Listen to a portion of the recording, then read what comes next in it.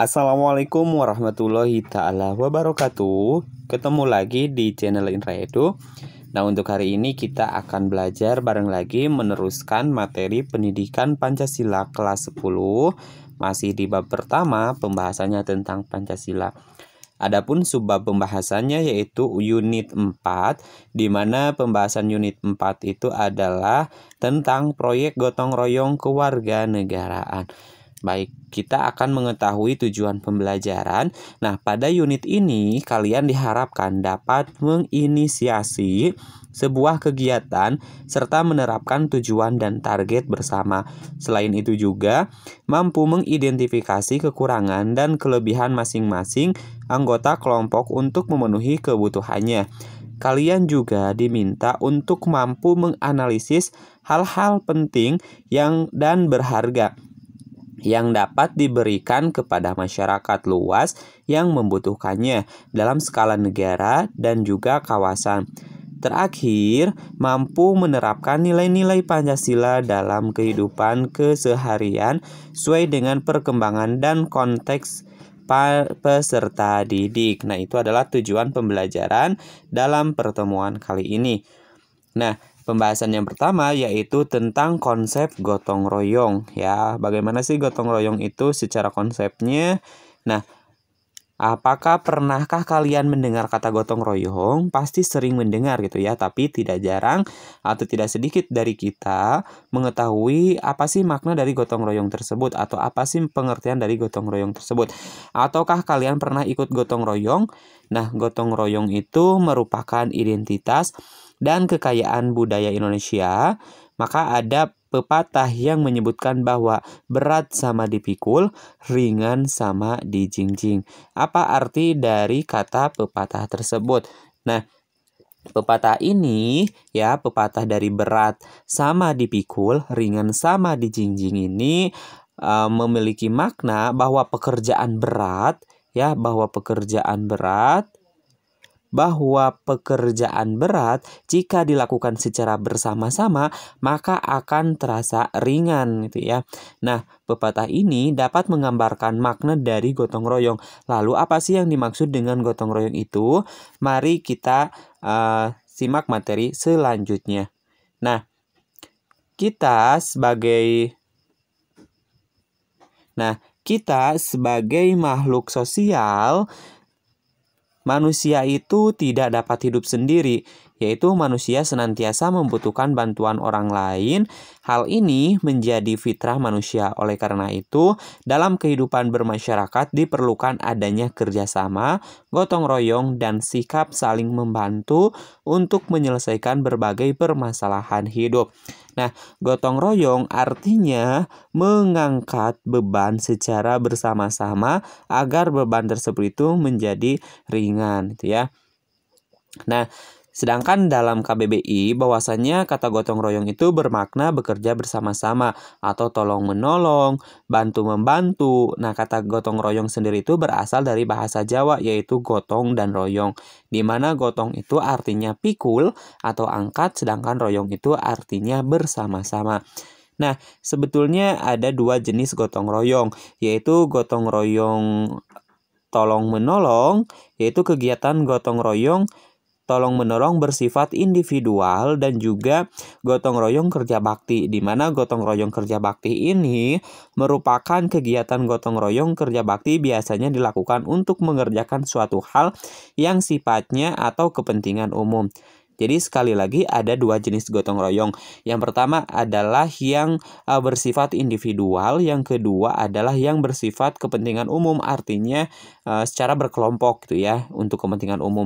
Nah, itu jenis gotong royong dan pengertian gotong royong tadi secara KBBI gitu ya, bahwasanya gotong royong itu, kata gotong royong itu bekerja bersama-sama, tolong menolong atau bantu membantu. Sedangkan kata gotong royong itu sendiri berasal dari bahasa Jawa, yaitu apa? Yaitu gotong ya, gotong dan royong.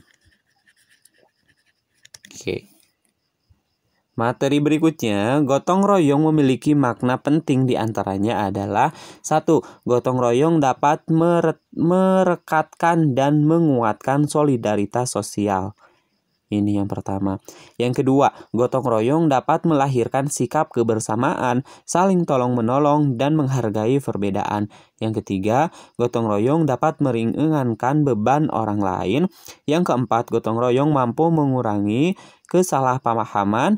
Yang kelima, gotong royong dapat mencegah terjadinya berbagai konflik. Dan yang terakhir adalah gotong royong dapat meningkatkan rasa kerjasama dan persatuan warga. Nah, itu adalah makna penting dari gotong royong, diantaranya tadi 1, yaitu bisa menguatkan solidaritas sosial, terus juga bisa melahirkan sikap kebersamaan, saling tolong-menolong, menghargai perbedaan, terus juga bisa meringankan beban orang lain karena dikerjakannya secara bersama-sama gitu ya, atau dengan cara dibantu ketika ada orang lain yang membutuhkan bantuan. Terus juga dapat mengurangi kesalahpahaman. Kenapa bisa mengurangi kesalahpahaman?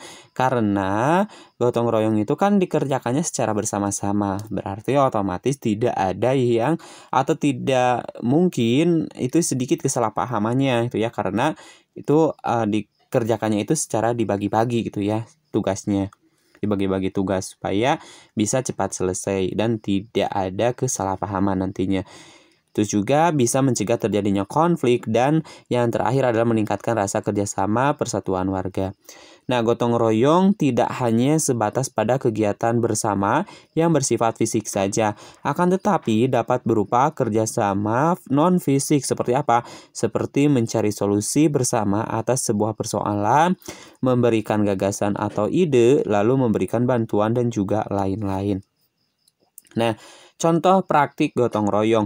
Indonesia dikenal dunia karena masyarakat Indonesia itu memiliki sikap ramah kekeluargaan dan budaya gotong royong.